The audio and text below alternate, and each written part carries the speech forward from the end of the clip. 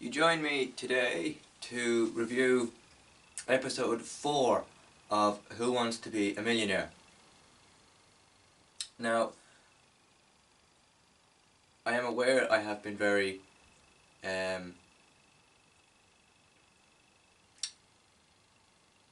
not keeping up with my schedule of these videos, but that is about to change.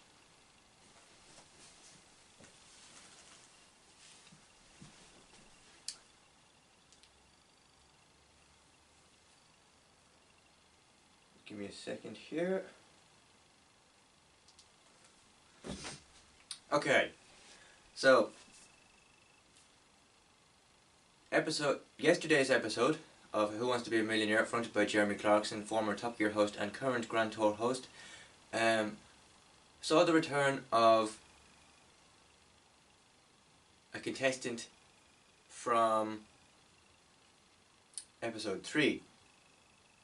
Episode 3's review will be coming very soon.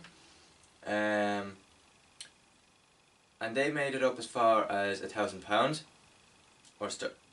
before episode 3 had ended. They had gotten up as far as £1,000. In the end, before the Clarkson went, or before she couldn't answer any more questions, that contestant from episode 3 got up as far as, I think, 8,000 or 16,000, and then decided to go home with the 8 or 16,000, which is fair enough, because a lot of those questions can be very difficult as the rise in money gets harder and the questions get harder along with the money. So she went home with that amount, or whatever amount she had stopped off with, and then this is going into episode 4 now. Going into episode 4, there was a contestant who was born in Sweden but was raised in England, I think. Can't remember her name. But she got to a question that I knew off the top of my head, because I'm with Scouts and I've climbed these mountains before. But anyway, glancing over the fact that I knew the question and she didn't, it was a question relating to mountains, and the question was, which of these mountains is not part of the 3-peak challenge? The answers to the question was Snowdon, Scaffold Pike, Ben Nevis,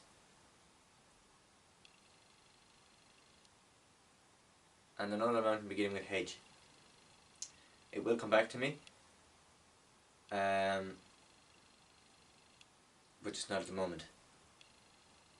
Anyway, she had gotten to this question anyway, and decided to use 2 lifelines.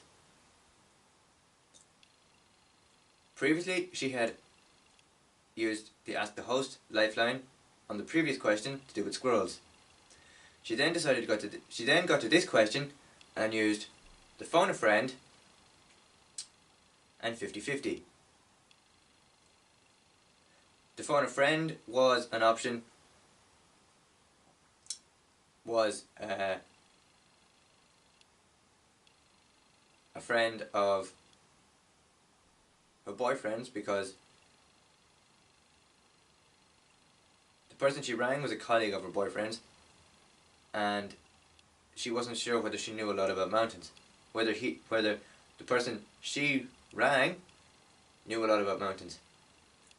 Turns out he knew some about mountains, and ended up saying that this mountain was not climbed. She then proceeded to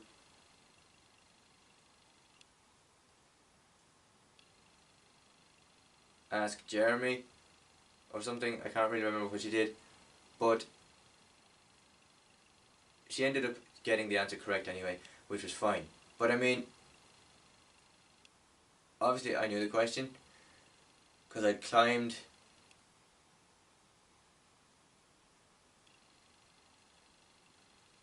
had climbed Snowdon last year, so I knew that that was part of the Three Peaks Challenge. But I mean, I can understand if your knowledge of mountains or whatever isn't great. But does it really take 2 lifelines to answer a question? I mean, yeah, I'd use 50-50 and ask the host if I desperately didn't know the answer. Which she didn't know the answer to, but it's fine. Anyway, glancing over the fact, so she was fine anyway. But then I'm just finished reading an article there about whether the show or not is fixed. Now, I will retrieve this article and read out what Lad Bible had said. So if you just give me a second.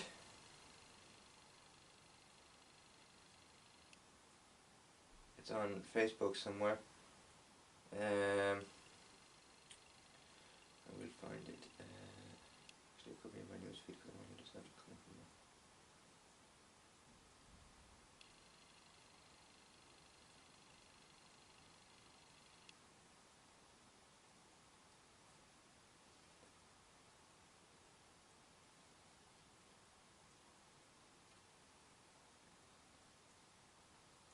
Okay, right.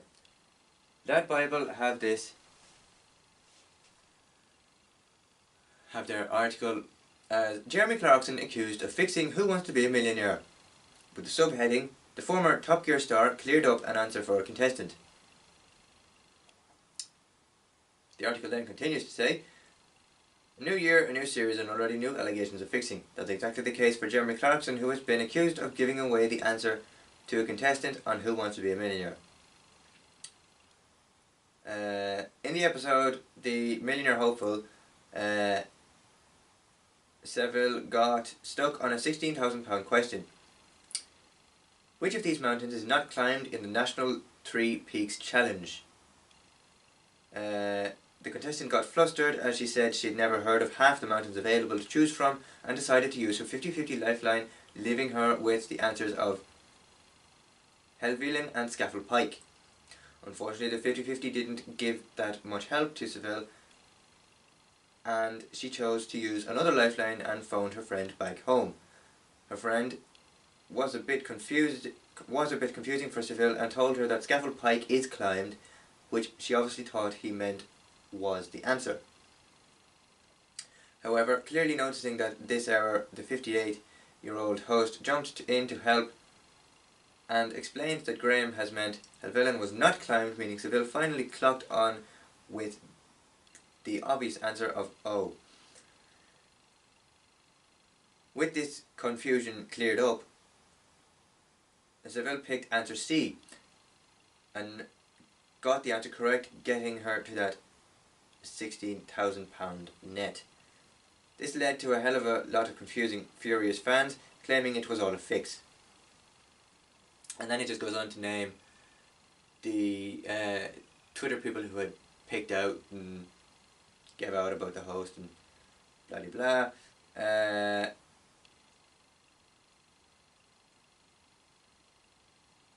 One person tweeted, the real question is, did Jeremy Clarkson help the contestant cough cough? Another said, no to contestants, listen to your phone a friend caller unless you want to cheat your way to 16,000.